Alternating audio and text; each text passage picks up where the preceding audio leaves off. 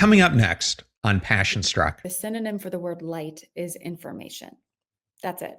Imagine yourself in a pitch black room and you switch on the light. You can see. You can see what is factually, actually, truthfully there. Our light that's within us is our truth and the truth of who we really are. I don't just believe, I know that we as human beings are limitless, are innately loved, are innately worthy, are innately powerful and quantum and abundant. That's the information of truth that lives inside of all of us. And darkness isn't evil. When we hear the word dark, we're like, ooh, that's something to be afraid of. That's bad. It's not. It's just lack of information. It's actually quite neutral when you think about it. When we're in a dark room, we can't see. And when we can't see and we are in the dark, things do happen. We get scared. There is a vibration of fear in the dark. We are technically ignorant. And what happens in ignorance? Well, we make up stories. We project things that simply aren't true. And it is in the dark that things do get dangerous if we let the dark stay dark too long. Welcome to Passion Struck. Hi, I'm your host, John R. Miles, and on the show, we decipher the secrets, tips, and guidance of the world's most inspiring people and turn their wisdom into practical advice for you and those around you. Our mission is to help you unlock the power of intentionality so that you can become the best version of yourself. If you're new to the show, I offer advice and answer listener questions on Fridays. We have long-form interviews the rest of the week with guests ranging from astronauts to authors, CEOs, creators, innovators, scientists, military leaders, visionaries, and athletes. Now, let's go out there and become Passion Struck.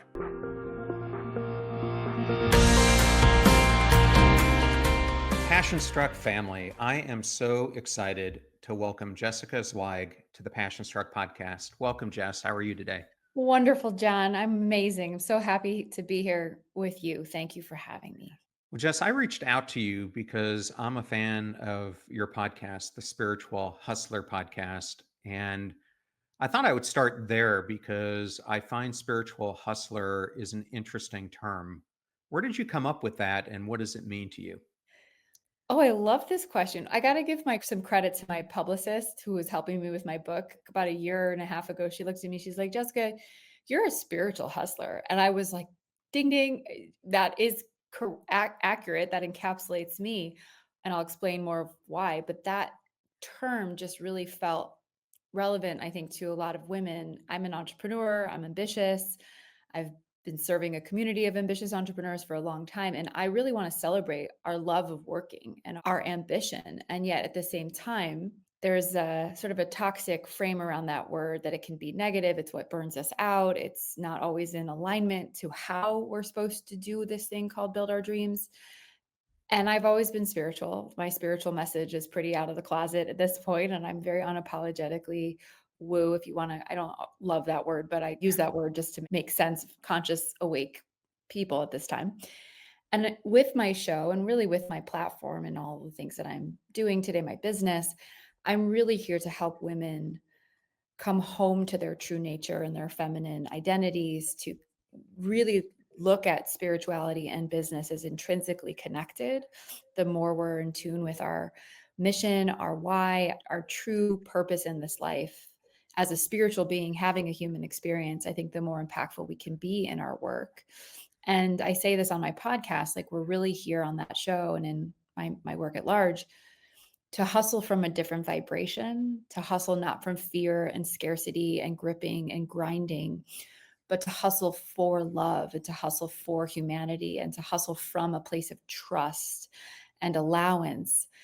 And when we spiritually hustle, I think we actually make a bigger impact. We make more money, but we don't kill ourselves on the way to do it. And I think that's what a lot of, excuse me, and I think that's what a lot of women are really craving and coming home to. So that's what a spiritual hustler means to me. I love it. And what an amazing show you have created. And I love how you interview your guests. So I highly encourage my audience to check you out. Thank you. Thank you so much. So I want to go into an area that I quite honestly have never talked about before on this show. And that is body dysmorphia.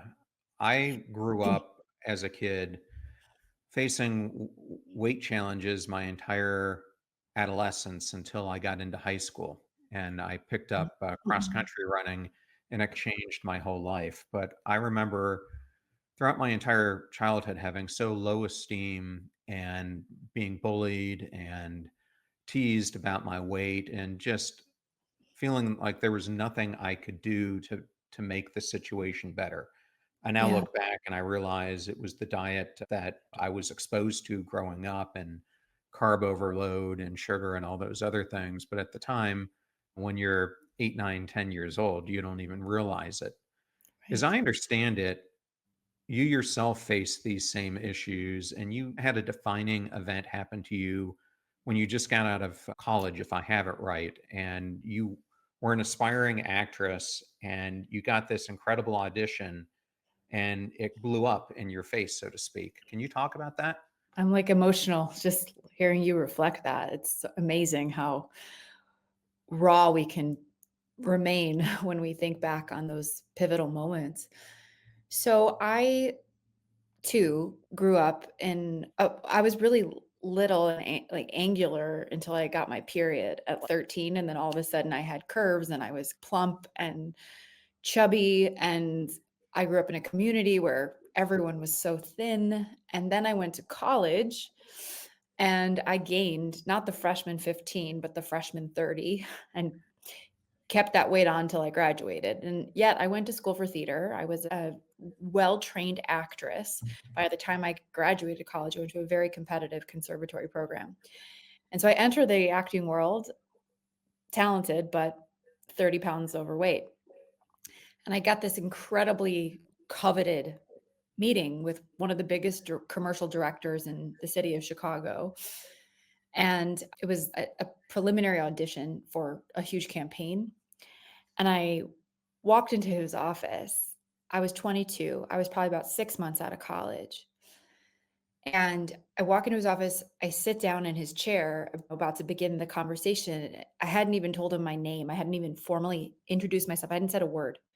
And he goes, "Stand back up, turn around," looks me up and down. And he asks me while I'm standing there, "How much do you weigh?" And I didn't know. Wasn't weighing myself on a regular basis. I said, "I don't know my weight." He said, "Well, do you know what size you are?" I said, "I'm probably a size 8, maybe a size 6." And he just looked at me, matter of fact, straight as possible. He said, "Well, if you ever want to be an actress, you're going to need to lose about 35 pounds. And if you don't do that, you at least need to get your size down to a 2 and a 0 if you want to ever be on camera. You can sit down now. Tell me your name." That was not only the beginning, and I say this in the book, of my acting career, but that was really the beginning of my adult life in the world as a woman. And that one conversation set me on a 10-year spiral of disordered eating, overworking out, orthorexia, at times anorexia, at times bulimia, obsession with diet culture. This was at the dawn of like the Atkins no carb movement, Weight Watchers, Master Cleanse, Mediterranean diet, raw vegan. I literally only read those books for 10 years, and they would sit on my shelf and I would obsess every second of every single day for most of my 20s about my weight. And I actually got myself down to a size 0. I was so thin during a chapter in my 20s that I didn't get my period for 2 years. For 2 whole years, I didn't have a cycle because I was so underweight and malnourished and overworking out. I would track everything that I ate in a diary. I'd work out for 2 hours a day. What was really, I think, more prolific was my feelings around my own confidence. No matter how thin I got, I never felt thin enough. I wouldn't leave my house at certain days because I felt so fat in my own jeans. I didn't want to leave my own house. I would cancel plans, events, business meetings, date nights, I would stare at myself in the mirror and cry. I was really alone in that experience for a large part of my 20s, and it was really becoming an entrepreneur that allowed me to focus my energy elsewhere. Being an actress is a very beautiful journey, and I credit those that do it for the rest of their lives. It's an art and an artistry and a very noble career. But if I'm going to be honest, at least how it was for me, it was extremely narcissistic and it perpetuates insecurity. Like as I got thinner, I had I guess, a pretty enough face to go out on castings for commercial gigs and photo shoots. And I would be like the 5'4" girl with a curvy body, pretty face, standing next to legitimate models who were like 5'11" and waif thin. And I was comparing myself every single day against these women. And it just created an obsession that I didn't break out of until I left the industry and became an entrepreneur. And then in my 30s, I contracted an autoimmune disorder. And I talk about that in the book. I say in my 20s was body dysmorphia, and my 30s was autoimmune. And it was really my spiritual journey that led me to truly understand how to honor my body as a sacred temple. And that it has nothing to do with my gene size and everything to do with the magnificence of this human machine that we all get to walk through life within, which is an amazing technology. I mean, our body does trillions of functions for us every second of the day without it asking us to. It is the home of our souls. And so now, flash forward to my 40s, I have a much better relationship with my body. But there are days, of course, where I still look in the mirror and criticize it. I think I'll always be healing from that trauma because that's really what it was. And I know you can relate. John, you talked about 8, 9 years old, and you mentioned that your fiance struggles. I mean, it is a perpetual epidemic in our conscious collective mind to not love our bodies unconditionally. We are often very abusive and critical and mean and neglecting our bodies. And I hope my book and my story, especially the chapter in my book about body, is a invitation back to really what our bodies are, and they are sacred. They are way more than a gene size. They're more than flesh and bone. They're quantum. Well, Jess, thank you for going through that in so much detail and being vulnerable about it. If there's a listener who's tuning in and they themselves are going through this right now, what would be your advice to them? Mm. Well, it's first to recognize that all of the beliefs that you have around your body, the negative beliefs, they're not yours. They're programs and projections based upon a society specifically for women that has curated a made up, totally false story and ideal of what our bodies need to look like. So to really just tap out is the best you can objectively to look at those thoughts as just not yours. And that's step one.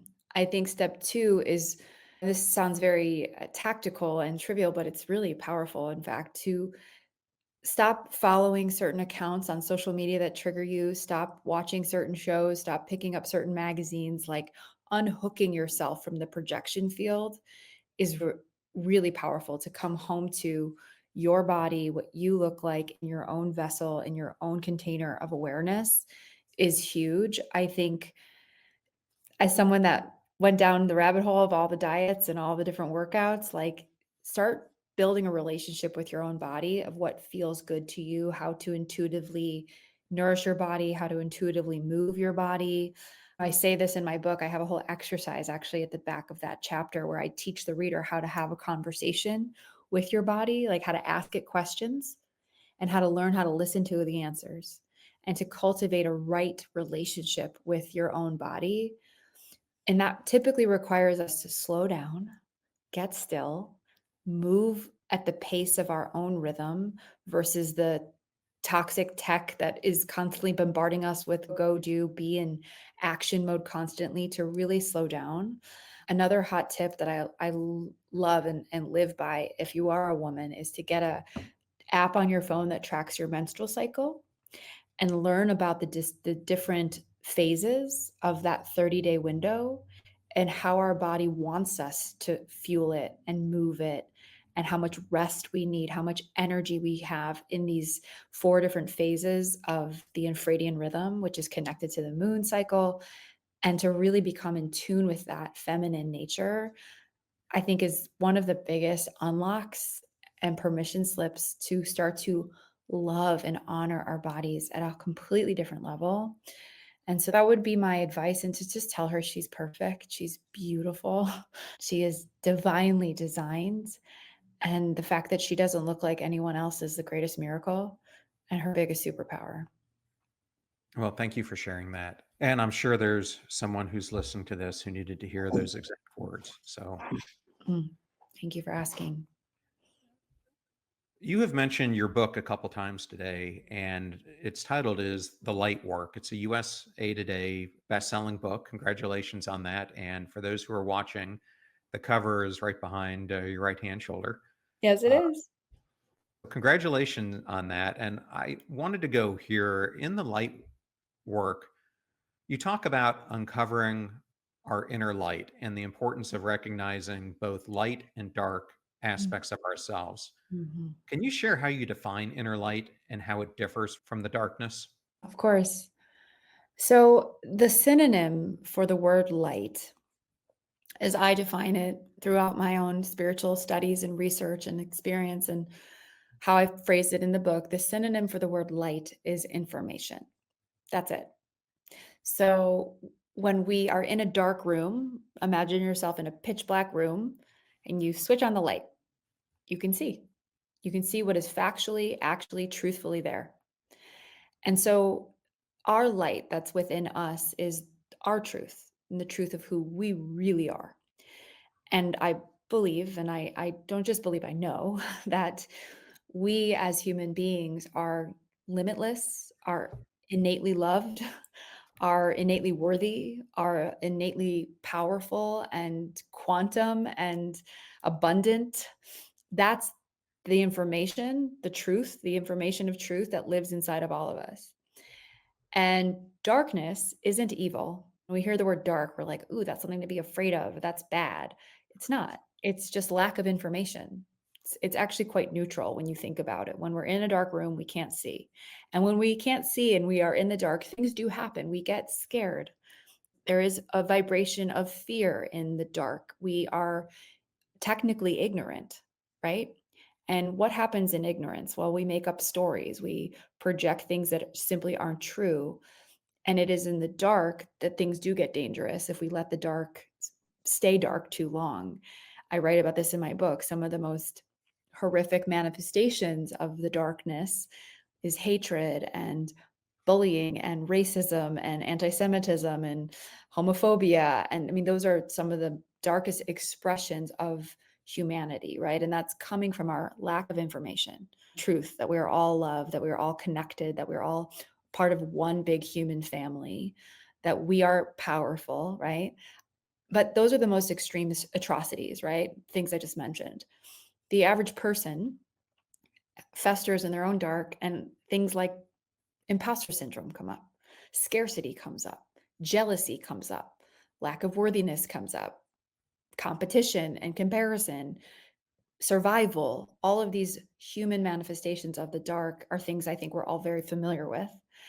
And just to take it a layer deeper, I really believe that's why we're here. That's why we've come here in these human experiences, to navigate through that polarity of light and dark, because that's where we find our truth. We find our power when we're willing to go into the dark, meet it, face it, take responsibility for it, be willing to change and grow, to accept responsibility for our own projection and co-creation in the dark, which is the hardest part of personal growth, frankly, in my view, is taking that responsibility for our own side of the street.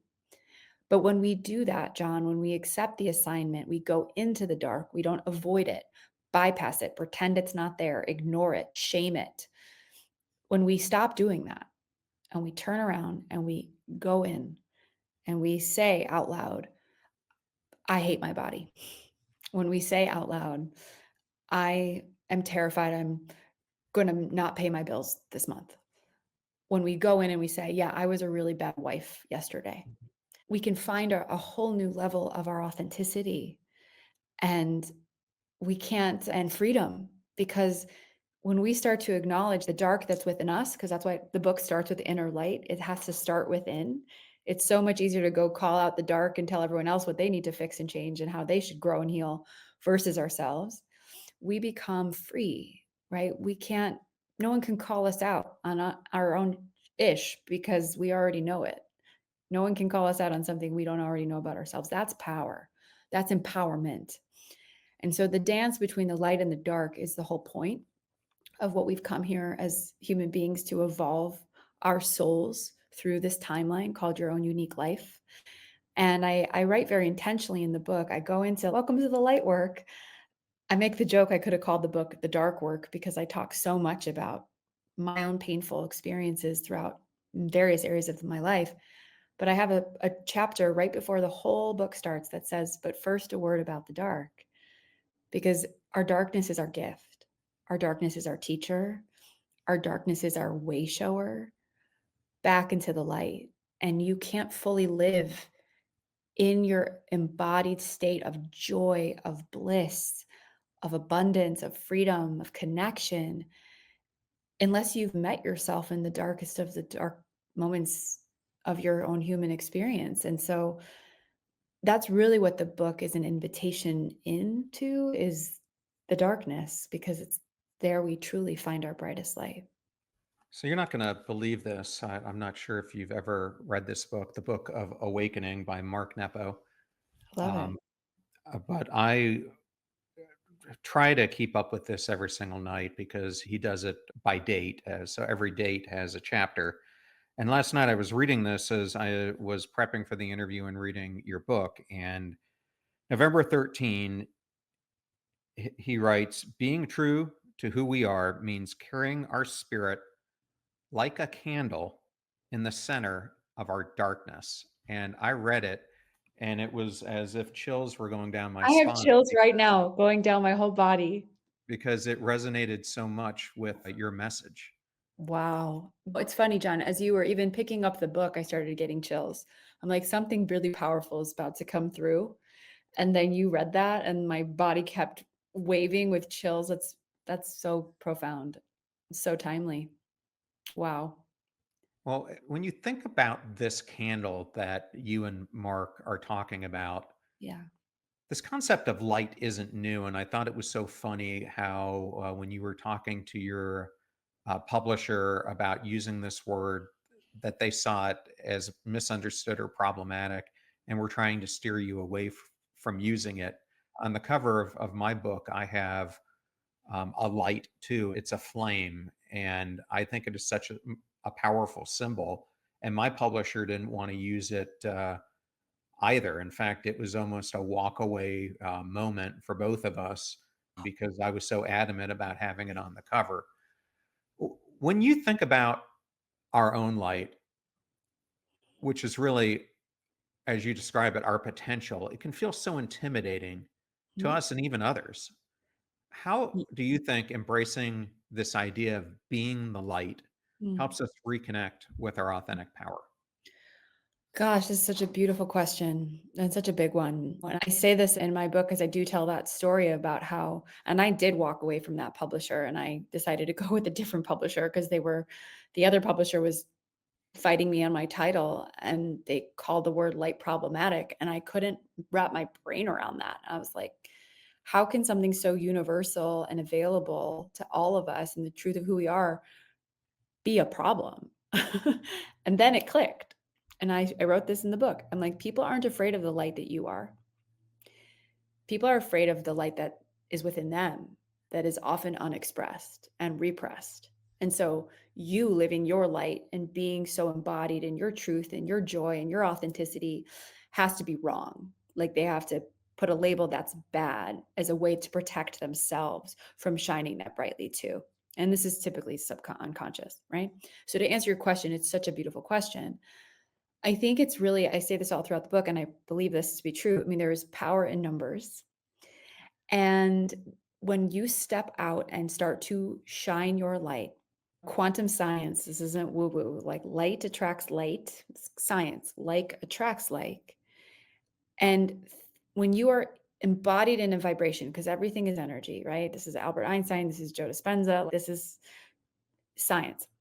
We are doing one of two things. We're attracting that same like energy to us, and we are repelling any unlike energy away from us.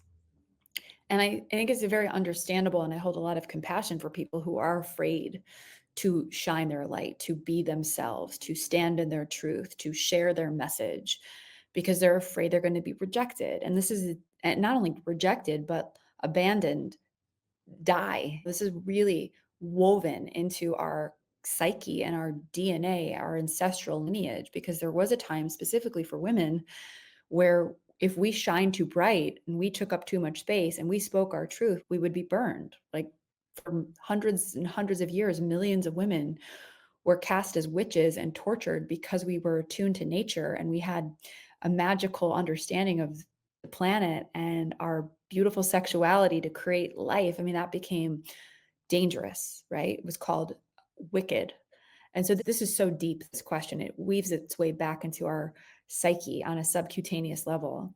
And so today, here we are in 2024, technically safe, right? I mean, we might get some people hating on us on social media. Maybe we'll lose our jobs. Maybe someone will break up with us if we, I mean, I want to acknowledge there are extremes in today's society and how it's evolved and what's relevant today.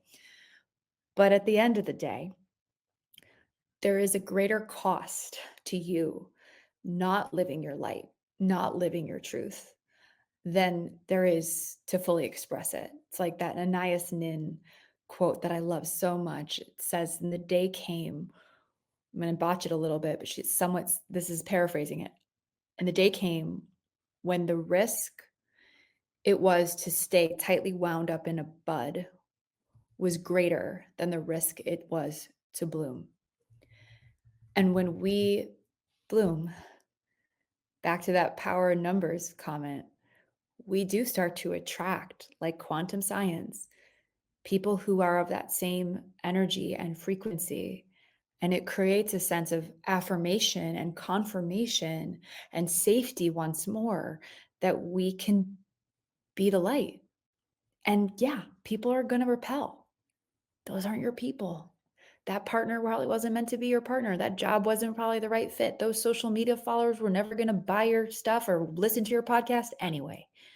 So to really trust that your light is needed and that you are safe to shine it and that there might be some losses along the way.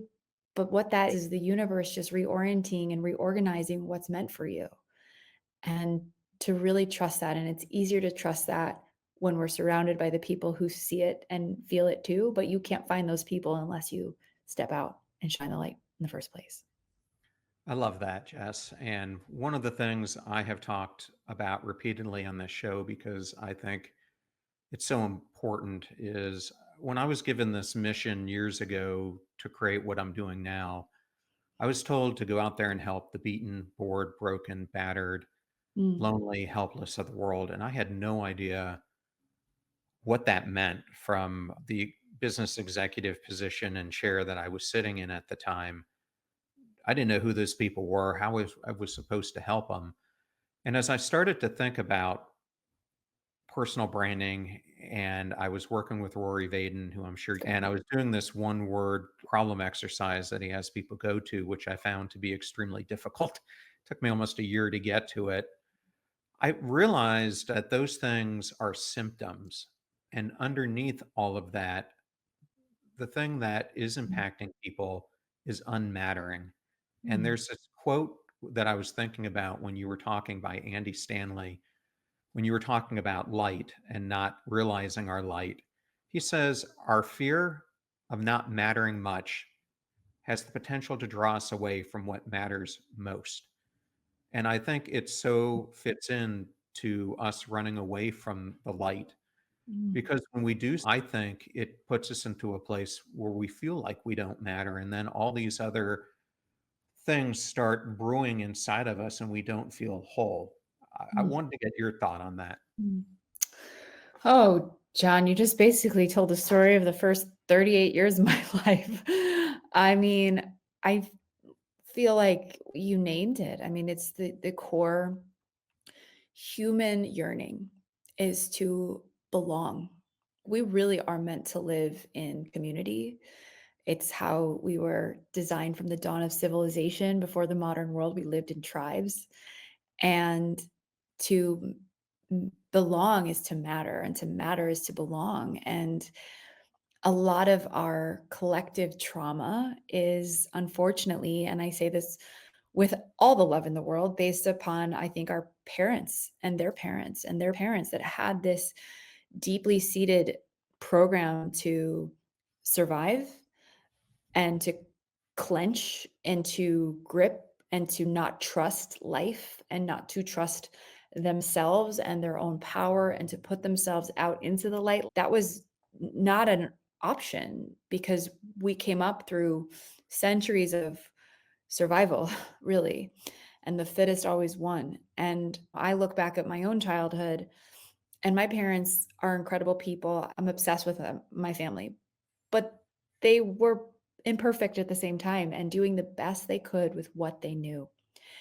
And my dad was really hard on me. And in order to matter, I had to succeed, right? Because in his mind, if you are successful, you're safe, right? And he was just trying to keep me protected in the way that he raised me. And that caused a lot of strife between us because I was a young rebel that came out of the womb like ready to do life on my terms. And we butted heads for a lot of my life. And I found myself in my late 30s at the peak of my success, quote unquote, mattering, right? All of a sudden, I was this successful entrepreneur, built a business, written a book, had a podcast, had a community, won the awards, hit the press hits check, right? But why inside did I not feel like I mattered? Like that was what I had to reconcile. Like I said, I made the joke, you basically described my first 38 years of my life. To remember, the key word is remembering that I didn't have to do any of those things to matter. And that is the collective amnesia that we have in the collective consciousness that I think a lot of people are awakening to, that we are born worthy, we are born loved, we are born perfect, going back to the body dysmorphia part of our conversation. And that is unfortunately, and also fortunately, because it's part of the gift of the human experience, is a lifelong journey of unlearning. And I just feel that there's such an opportunity given podcasts like yours and mine and books and coaching and therapy and everything that's sort of become mainstream that our parents certainly didn't have, for us to heal that and to come home to our innate mattering. And so I think that's really at the end of the day what we're all doing here, John, like in the space, right? Like we all do it in a different way. We have different gifts. We have a different purpose, but I feel like it's one same end goal to help people remember how much they matter. I love that. And thank you for answering that so intentionally. I want to take you now, Jess, to the airport, and you're about ready to board a plane. Mm. And I have been where you were. You are well known for being the founder and CEO of Simply Be Agency. When I came out of doing my Fortune 50 roles, I started a company where I was doing fractional leadership roles before they were in the mainstream like Mm. today. And I had built Yeah. this thing up to 8-figure plus in revenue. And I was completely and utterly burned out, bored. The last thing I wanted to do was to step into another company. And I finally came to this realization that I was spending so much time making other people's dreams come true and Mm. making them money. I wasn't focusing on what I had been called to do. And I needed a new identity, but I didn't know how to find it. And so I used this kind of to introduce you've at this point had reached a profound burnout. You were feeling hollow from the inside out, which I completely can relate to because I felt so numb at one point in my life. It's not something I would wish on anyone. Can you talk about that pivotal moment, boarding that plane to Cairo, and Yeah. how stepping away from the hustle helped you reconnect with purpose and light? Mm. Thank you for sharing that. I feel that in my body as you share it. I had started this one woman consultancy called Simply Be Agency, inspired by this little tattoo on my wrist. I had no money. I had no strategy. I didn't even have a website. I was just like, I'm going to help people with their personal brands. Call it an agency. That sounds cute, but it's just me and I'm just consulting. And it just took off. Within 18 months, I had made $1 million. And then a few years later, I made multi-millions. And then I wrote my number one best-selling book for my first book, B, and that exploded in my business and doubled my revenue, doubled my team in less than 11 months. So here I was on this rocket ship, right? Mountain ascent, like just bolting, sprinting, 100-hour work weeks, literally on airplanes, being the podcast host, being the speaker, being the lead generator, being the team manager, being the firefighter whenever there were problems, which was all the time. When you scale that quickly, everything breaks, people, process, systems. So 2022 was the year that, like I said, I was at the peak of my career, crushing life, quote unquote. And inside, I wanted to die. I mean, that's not an exaggeration. I was diagnosed with depression and couldn't leave my house for months at a time. I didn't have the energy to shower, socialize. And the world on Instagram thought I was like the bright yellow, sunny branding girl that was always so positive and high vibes and killing it. And so that was a real reckoning, right? Like I was so out of alignment. I even wanted to close my whole business down at a certain point. And I was in that state of mind when I got on that plane to Egypt. And I remember feeling like a bag of bones. I remember getting on that airplane. It's a long flight. We had a connection through Germany. We're going from Germany to Cairo, and we're coming down into the city on the airplane when you can start to see all the city lights of Cairo. It looks like one big grid. And I just remember feeling nothing. I remember feeling so empty, like black. I was like, I have nothing to give to this trip. In fact, we land, we get to the baggage claim. And it's me and my best friend. We went together and we were getting picked up by our driver. And there was another woman who was on this trip with us. It was like a 17-person spiritual retreat pilgrimage for these 2 weeks. And this girl was flying in from LA and she was meeting the driver too. So he was picking up all three of us. And I remember her name is Vanessa, and she was at baggage claim. And we were like, oh, you're coming on this trip too. And she started talking to me. And I looked at her and I said it as kindly as I said it to her. And I said, I need you to know this is not personal, but I am so burnt out and tired and exhausted. And I just don't really have the energy to talk to anybody right now. She became one of my closest friends, by the way. She's one of my girls. And we remember that moment very thoroughly together. But that I was just like, I got nothing. And I remember we show up at the hotel and we get our itinerary, and I'm looking and I'm like seeing that there's 4, 5 a.m., sometimes 3 a.m. wake up calls throughout this trip because we're going to these temples really early before they open to the public. That was part of the magic of this trip, actually, was we got all this private access, but we had to get up at dawn to do it. And I remember having a mini nervous breakdown because I was so tired. I think when we're really, truly burnt out, we resort to that 2-year-old child that needs a nap, that is so hungry and so exhausted that you ever see a child have a tantrum at a restaurant? And I look at that today, I'm like, I understand how that feels. You just want to lose your mind because you're so tired.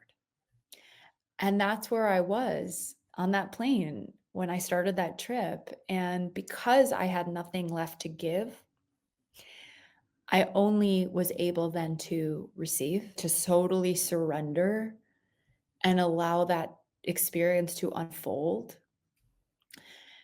And that trip was by far, I mean, it's the inspiration and through line for the entire book, and impetus for this whole new platform and business and message and podcast that I have now created. It was from Egypt that I like to say that version of me, thank God, but I also bless her. She died.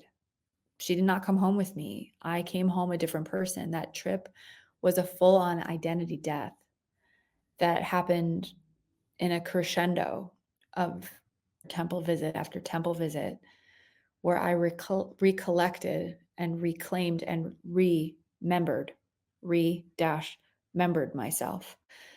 And I couldn't be more grateful for the dark because it really was what brought me home to the light. And thank you for asking this question. I have never really recounted it that way, but thank you for giving me that. Oh, well, it's an important aspect, and I can't do your book justice, but it's your experiences that happened in Egypt, which you had some profound moments in the temples that you visited, that your soul family came to you and told you you needed to spread this mission that you're doing now. So it's a real compelling part.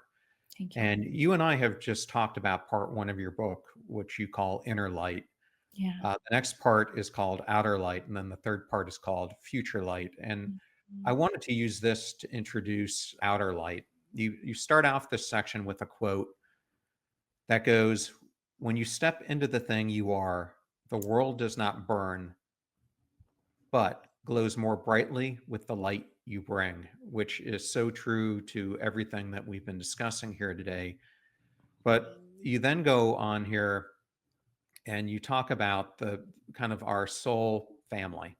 Yeah. And can you explain the importance of this soul family and maybe relate it to that quote? I'm getting emotional, like tears in my eyes as you read that quote back, because that's a Brian Andreas quote, who's an artist I love. And I commissioned a piece of art from him and he wrote that. It's in my bathroom, that art. And it's so profound. Like when you step into the thing you are, the world does not burn. We think it might, but it in fact glows more brightly with the light that you bring. And Yeah, yeah, I'm just going to jump in because it's exactly when people ask me about passion struck and what it means to become passion struck, it's really the same thing. When you step into who you were supposed to be, your life just explodes in positivity and in spiritual awakening, so to and speak. limitless potential. I mean, Absolutely. so much. You can't even see it. It's so good. But the world is waiting for you to step into the thing that you are so that you can see it too.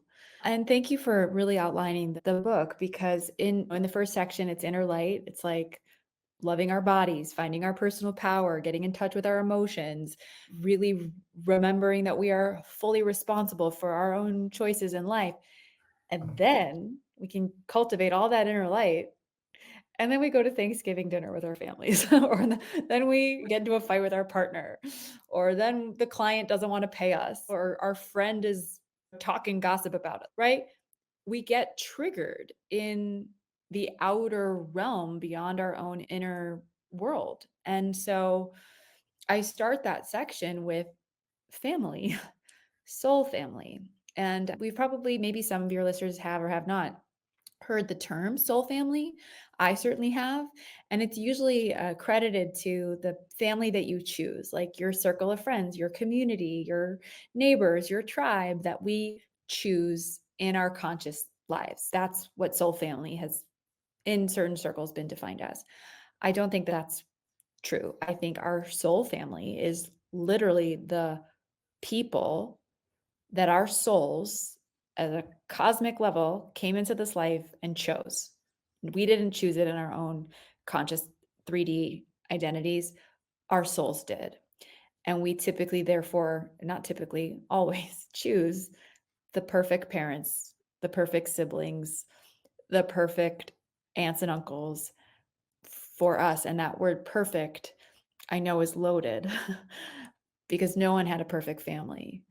And that's because no person is perfect. And yet they were designed, that our souls designed these nuclear soul families for our highest evolution, for our highest growth and potential.